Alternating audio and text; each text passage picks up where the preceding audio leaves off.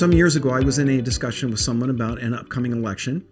Then, as now, there was the feeling among many that the election was a turning point, a defining moment when the future of our nation would be decided. That same sentiment has been expressed at every election since. And we're hearing it yet again as we gear up for another trip to the voting booth. It's an appropriate sentiment because every election is a turning point. It's the way the founders of our great republic designed it. In our electoral process, the American people have the opportunity to install those candidates into office whom they believe best embody their positions on the important issues of the day. Our future is determined in the voting booth every time we go to the polls. In that conversation over 20 years ago, I expressed my belief that a candidate's position on abortion was the most critical factor in determining whether or not to vote for him or her. Now, the person I was speaking with disparaged my single-issue perspective. He said that abortion was just one of many important issues and that to vote for a candidate on that position alone was short-sighted. Now, since I had always seen abortion as much larger than one of many important political issues, I was taken aback by that response. Wisdom and tact demanded that I reply in a measured and reasonable manner, and to that moment, I hadn't really formed an appropriate response. But I have now. Contrary to what President Bush said some years ago, it's not the economy, stupid. It's not national defense. It's not immigration or terrorism. Neither climate change nor the threat of a nuclear Iran provide the challenge most determinative for our future. The single issue that rises above all of these is the murder of millions of innocent preborn children.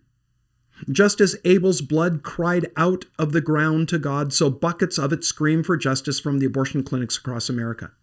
A nation that slaughters its most innocent and vulnerable, its powerless and defenseless, in the name of convenience, does not deserve economic prosperity, safe borders, or clear skies.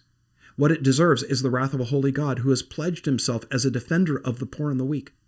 I am a single-issue voter because this issue, the life of the unborn, is the watershed reality of our time. Once I know a candidate's position on abortion, I know their position on virtually every other issue. If they are staunchly pro-life, I may reasonably assume that they are politically conservative and classically faithful to the founders on the rest of the issues. If a candidate is pro-abortion, they deny the image of God in humanity and cannot be trusted to be right on any issue, regardless of how they campaign. How can you trust a man or woman who is for the murder of infants? That is exactly what many pro-abortion advocates are for. They are not for choice. They are for the murder of the innocent.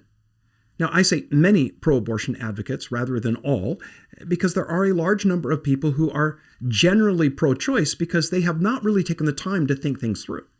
They have been hoodwinked by the pro-choice rhetoric into thinking that abortion is a rights issue.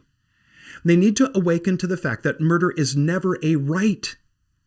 I am a single-issue voter. I will vote for real pro-life candidates whose position is not adopted just because it's a plank and a party platform, but whose position is rooted in a consistent worldview that understands the government's role is to protect the innocent and to prosecute the guilty in accordance with what the Apostle Paul says in Romans 13.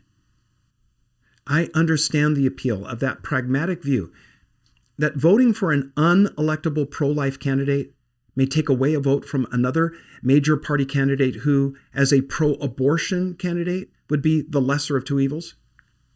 But as recent elections have demonstrated, a so-called fiscal conservative who is a social liberal ends up being a fiscal weasel.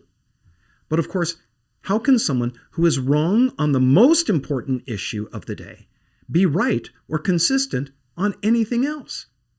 I will not throw my vote away on any candidate who lacks the moral wisdom and strength to take a stand for what is patently good and right and campaign as pro-life, and then will use their office to bring an end to the Holocaust of abortion.